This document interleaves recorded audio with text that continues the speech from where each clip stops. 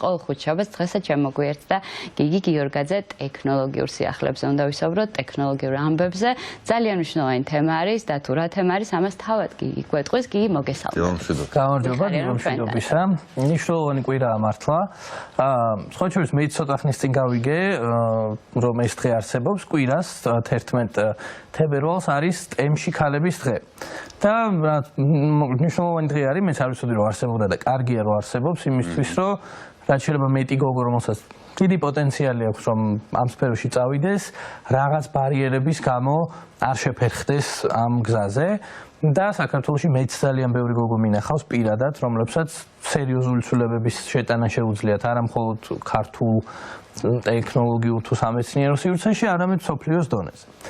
და მოკლედ ამ თემაზე ვისაუბრებთ დღეს, რა ხდებოდა გუშინ ამ მიმართულებით, ვინ იყვნენ პიონერები ტექნოლოგიების, ქალი პიონერები, რა ხდება დღეს და ბევრი ძალიან კარგი ქართველი ქალი მეცნიერი ყავს, რომლის შესახებაც უნდა ვიცოდეთ და ბოლოს შევაჯამებთ ღონისძიებით, რომელიც კვირას სტარდება და რომელიც ყველა გოგოს, რომელსაც აინტერესებს მომავალში თავის ცხოვრება დაუკავშიროს STEM-ს, ტექნოლოგიებს, მეცნიერებას, მისცემს შანსს, რომ მოусმინონ იმ ადამიანებს, რომლებმაც ეს გზა უკვე გაიარეს და მოისმინონ მათგან, როგორია ამ გზის გავლა, მოისმინონ რჩევები და რაღაცა ინსპირაცია მიიღონ, მოკლედ. ჩვენი სტუმრები არიან ლიკა სვანაძე და ნინო მაჭარაშვილი. მოგესალმებით და დიდი მადლობა მოგზაურობისთვის. თუმცა სანამ თქვენთან გადმოვალთ, მოკლედ დავიწყებ ორ ძალიან საინტერესო ქალზე საუბრით. მოგკაცრავთ. კარგია. შეგვახსენა რომ ტექნოლოგიებმა თავი შეგვახსენა. მოკლედ ორ ძალიან საინტერესო ქალზე უნდა ვისაუბროთ. პიონერები არიან პრინციპში ისინი ტექნოლოგიებში. ერთ-ერთი ადა ლავლეისი საერთოდ ითვლება პირველ პროგრამისტ ქალად მსოფლიოში და ძალიან საინტერესო ქალი იყო 1815 წელს დაიბადა და იყო პოეტ ბაირონის შვილი, ლორდ ბაირონის შვილი იყო.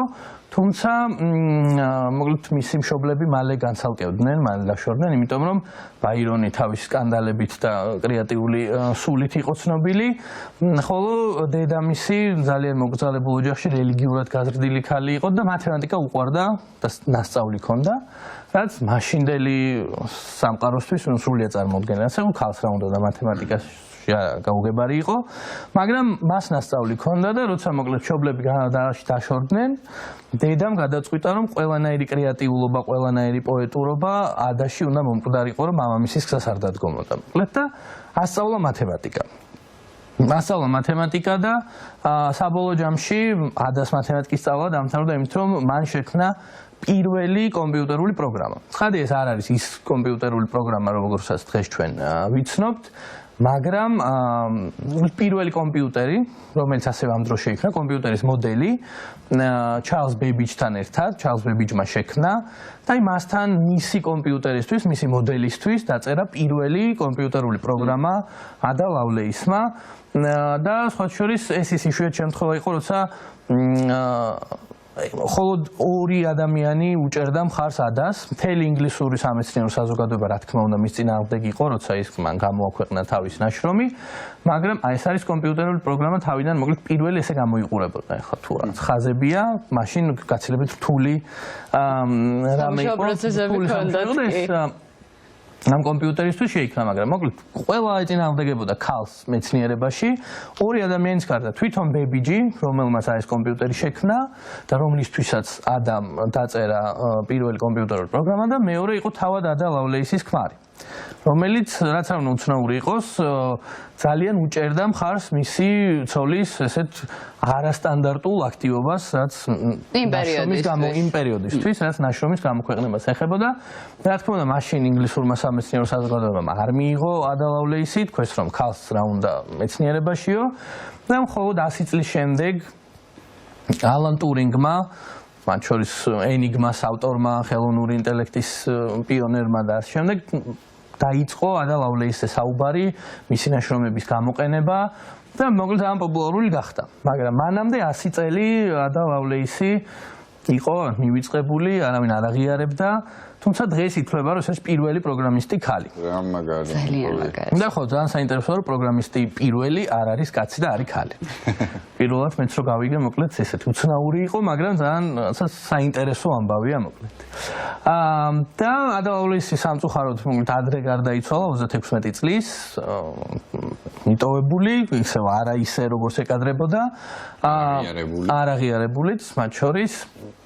მაგრამ ყოველ შემთხვევაში დღეს უკვე ვაღიარებთ, რომ სპიონერი იყო და პირველი ნაბიჯი გადადგა იმისკენ, რომ მიხვდა, რომ კომპიუტერები მხოლოდ მათემატიკური ოპერაციებისთვის კი არ შეიძლებოდა გამოგვეყენებინა, არამედ იწინასწარმეტყველა კომპიუტერის გამოყენება, როგორც დღეს ჩვენ კომპიუტერს ვიყენებთ.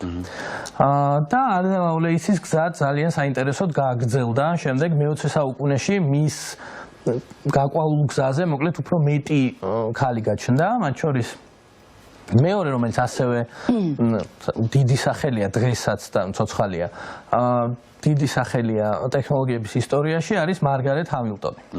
მარგარეტ ჰამილტონის სურათი შეიძლება ბევრგან შეგხვედრიათ, გოგო, რომელიც დგას ძალიან ბევრ კოდთან, ეს სურათი.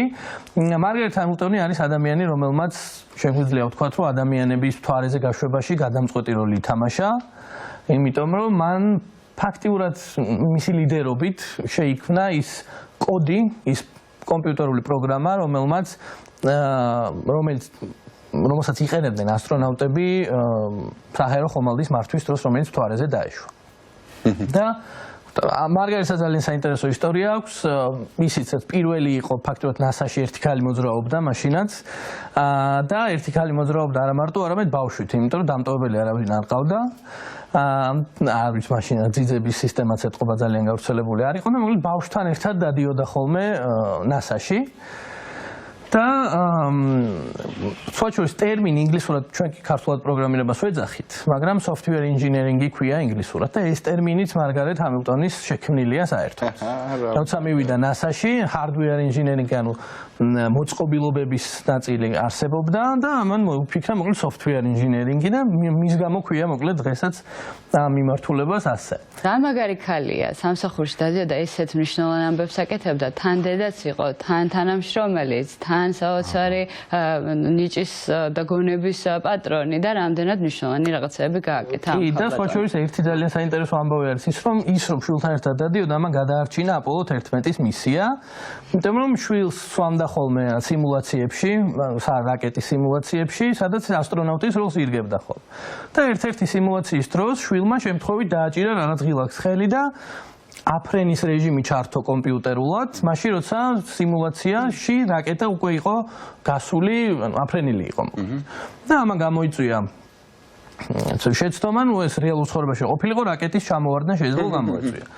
მივიდა მარგარეტ ჰამილტონი NASA-ს ხელმძღვანელობასთან და უთხრა, რომ ეს უნდა გავითვალისწინოთ. ასტრონავტსაც რო იგივე მოუვიდეს, რაც ჩემ შვილს მოუვიდა. მაშინ უთხრეს, რომ არა, არაფერი პრობლემა არ იქნებაო და შემდეგი სატესტო მისია რო წავიდა, ზუსტად ეს მოხდა. ანუ რა ასტრონავტს აერია, რომელი რეჟიმი უნდა ჩაერთო კომპიუტერულად და მოკლედ არ დამთავრდა ის ამბავი კარგად და შემდეგ უკვე დარწმუნდნენ, რომ ეს უნდა გაითვალისწინებინათ.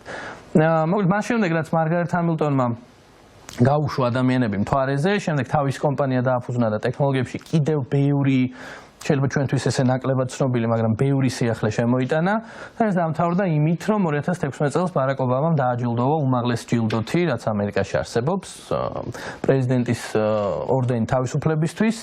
მოკლედ მისი წვლილი არ დაკარგულა, დღეს მარგარეტ ჰამილტონს ყველა აღიარებს განსხვავებით ადასგან, თუმცა ადა პროგრამირების ენას დაარქვეს, მაგრამ მარგარეტი მოკლედ სიცოცხლეშივე მაქსიმალურად დაფასებულია.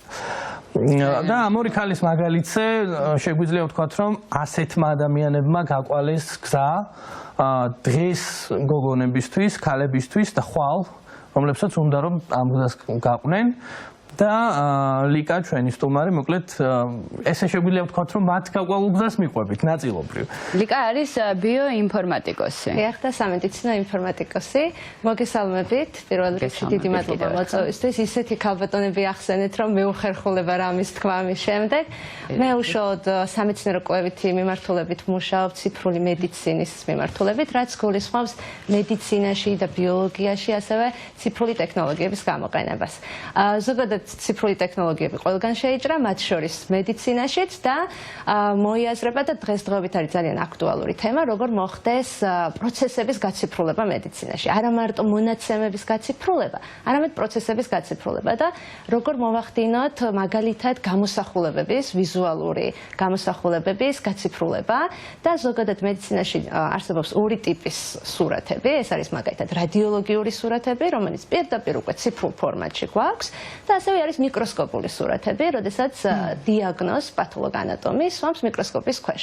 თუმცა ესეთი გამოსახულებები ჯერჯერობით გაციფრულებული არ არის, გვჭირდება სპეციალური სკანერი, რისის საშუალებითაც ვაციფრულებთ ამ მინის პრეპარატებს და შემდეგ შეგვიძლია, როგორც აი მიკროსკოპის ქვეშ ხედავს პათოლოგანატომი მასალას, ასევე ეკრანზე დაინახოს და ნავიგაცია მოახდინოს, დაახლოებით გავს Google Maps-ის პრინციპს, არის ძალიან მაღალი რეზოლუციის სურათები და შეუძლია პათოლოგანატომს დიაგნოზის დასვას ასევე ციფრულ სურათს. რაში დაგვეხმარება ეს მინდა რომ დეტალურად ავხსნათ, იმიტომ რომ ეხლა გისმენთ და ხვდებით რომ ძალიან მნიშვნელოვანი ამბავია, თუმცა კიდევ უფრო მეტად ვთქვათ მინდა რომ ჩავშალოთ ეს თემა, თუნდაც იმ მიმართულებით რომ მე მგონია რომ დროის თვალსაზრისითაც ძალიან დიდ დროს მოიგებენ ექიმები. პირველი და ერთ-ერთი უმნიშვნელოვანესი გამოყენება არის ის, რასაც ჩვენ პრაქტიკაში ახლა ვიყენებთ, სწორედ ესეთი სკანერი გვაქვს ალექსანდრე ნათიშვილის მორფოლოგიის ინსტიტუტში, პათოლოგანატომიურ ლაბორატორიაში, სადაც როდესაც მასალები შემოდის და არის ძალიან ისეთი რთული და იშვიათი შემთხვევები, ხშირად გვჭირდება ხოლმე სხვადასხვა დარგის ექსპერტების ჩართვა და პათოლოგანატომები ერთობლივად განიხილავენ ამ кейსს, რადგან ისეთ რთული და განსაკუთრებული შემთხვევებია ხოლმე. და გვჭირდება ხოლმე მასალების ჩვენება უცხოელ ექსპერტებთან, დარგის სუბსპეციალისტებთან და შემდეგ, როდესაც ვაციფრულებთ ამ მასალებს, ეს მასალები უკვე ხელმისაწვდომია მსოფლიოს ნებისმიერი ადგილიდან, ნებისმიერი ქვეყნიდან, სადაც კი ინტერნეტი. ანუ ანალიზები, პასუხებით ფურცლებით სიარული აღარ მოგიწევს, თქვათ, კონკრეტული ფიზიკურად უნდა გადავაგზავნოთ პრეპარატი, მაგალითად ფოსტით გადაიგზავნოს პრეპარატი, დამუშავდეს და შემდგომ ნახოს პათოლოგანატომმა, თქვათ, უცხოეთში მიკროსკოპის ქვეშ. თუმცა ეს ზოგავს ძალიან დიდ ფინანსებს და ზოგავს ძალიან დიდ დროს. ასევე თვითონ პაციენტსაც აქვს, მისი სურვილის შემთხვევაში აქვს უფლება, რომ დავასკანეროთ ეს მასალები და თუ სურს, რომ მეორადი კონსულტაციის მიზნით უცხოელ ექსპერტმა ნახოს, რაც ძალიან დანერგილი პრაქტიკა არის და ნახოს და შეაფასოს მისი მასალა, ესეც ძალიან მოკლე ვადებში არის შესაძლებელი, რომ განვახორციელოთ. სულ 5 წუთი ჭირდება მაქსიმუმ ერთი მასალის დასკანერებას. და ამაში ეს სპეციალური სკანერი გვეხმარება. დიახ, ეს არის სპეციალური სკანერი, რომელიც საქართველოში გვაქვს და ვიყენებთ ძალიან აქტიურად და იწყება ხოლმე კონსილიუმები, როდესაც სხვადასხვა დარგის ექსპერტები განიხილავენ და ერთობლივად ხდება დიაგნოზის დასმა. აი რა დიაგნოზებს ეხება? რა დიაგნოზები შეგვიძლია დავსვათ ამ სკანერის გამოყენებით და ვთქვათ, სად შემოდის აქ არა მხოლოდ ადამიანის თვალი, არამედ ტექნოლოგია, რომელიც დიაგნოზის დასმაში გვეხმარება.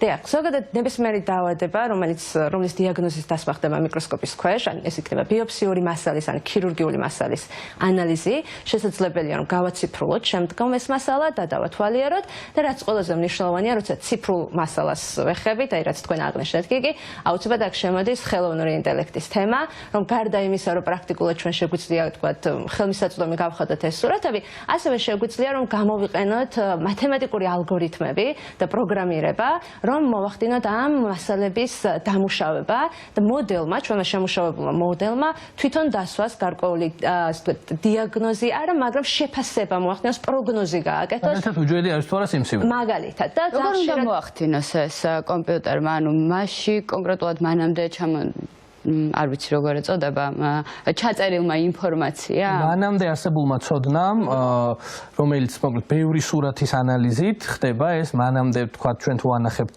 ხელოვნურ ინტელექტს ვასწავლით ბევრი სურათის საფუძველზე, რომელსაც აწერია, რომ ეს სიმსივნური უჯრედია, ეს არ არის, ეს არის, ეს არ არის.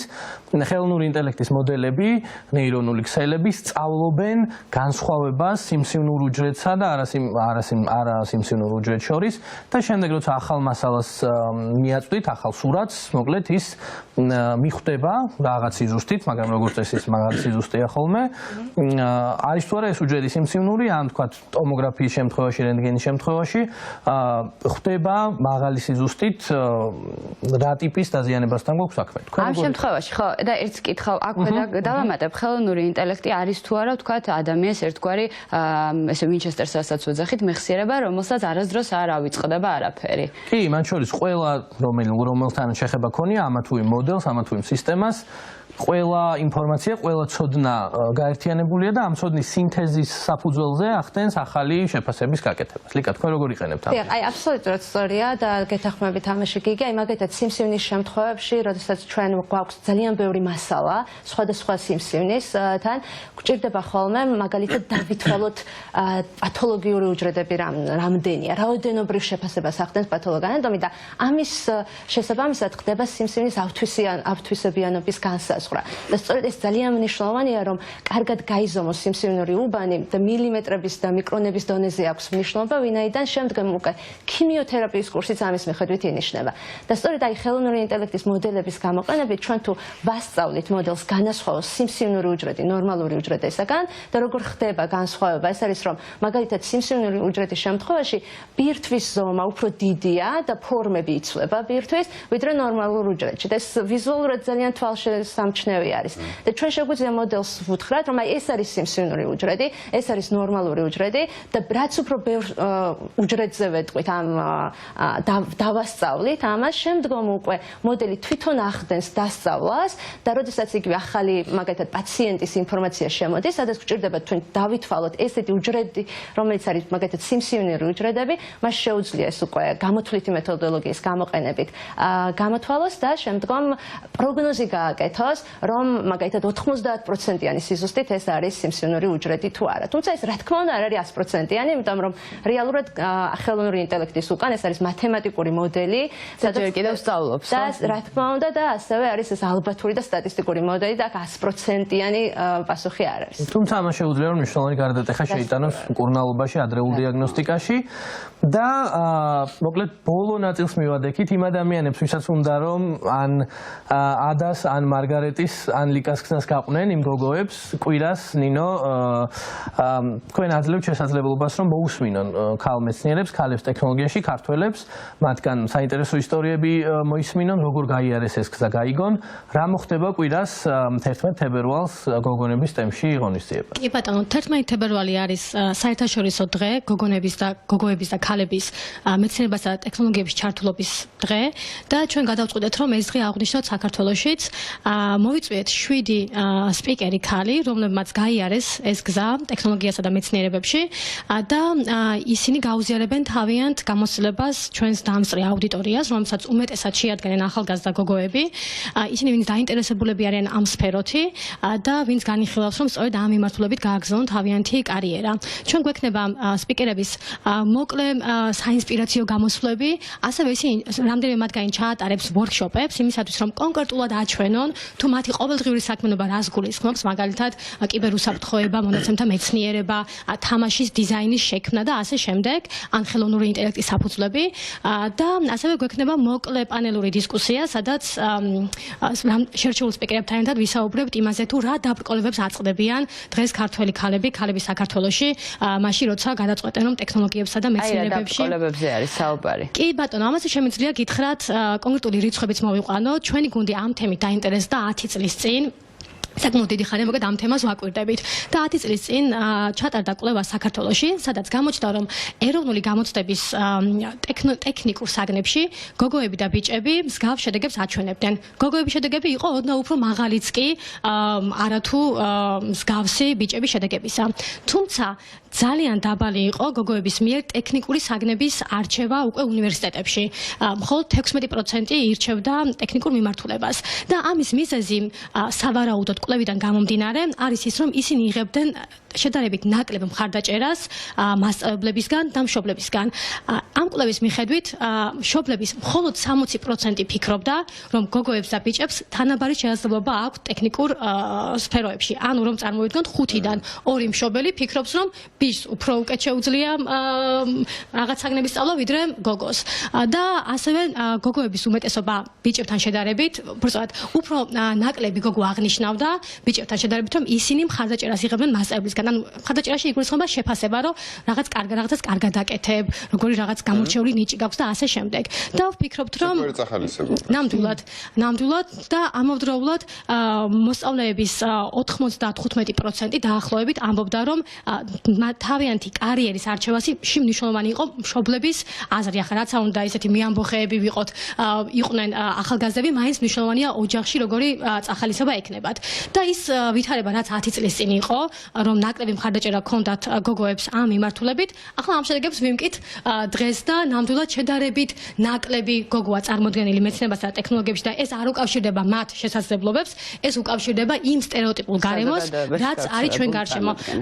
გიგი მისაუბრა გამოჩენილ ქალებზე ტექნოლოგიებში საერთაშორისო მასშტაბით, მაგრამ ამ ქალებს ხილვადობა არ ჰქონდათ ძალიან ბევრი წლის და საუკუნის და დეკადის განმავლობაში და სწორედ ამიტომ ისინი ვერ გამოდგებოდნენ როლულ მოდელად ახალგაზრდა გოგოებისთვის. ჩვენი ღონისძიების მიზანი სწორედ ეს არის, რომ მოვიყვანოთ ის ქალები, რომლებიც ჩვენ გარშემო ცხოვრობენ, რომელსაც იგივე სტერეოტიპების გადალახვა უწევთ და ისინი ვაჩვენოთ ამ ახალგაზრდა გოგოებს, გავაცნოთ, დავამეგობროთ, რომ მხარი დაუჭიროთ მათ უკვე აი ამ თავიანთ კარიერულ წინსვლაში და ერთსაც დავამატებ, ჩვენ რეალურად არჩევანი და ამხელა ფუფუნებაც აღარ გვაქვს, რომ გოგოებმა და ქალებმა იფიქრონ, ახლა რა მიმართულებით წავიდეთ. ტექნოლოგიები იმდანად იჭრება ყველა პროფესიაში, რომ გვინდა არ გვინდა, რა პროფესიაც არ უნდა აირჩიონ. ახლა ვინც შემოდის შრომით ბაზარზე, მათ მოუწევთ ტექნოლოგიებთან მეგობრობა. სხვაგვარად წარმოუდგენელია, რომ ჩვენ, ანუ ქართული შრომითი ბაზარი იყოს რამენაირად კონკურენტუნარიანი მსოფლიოს მასშტაბით.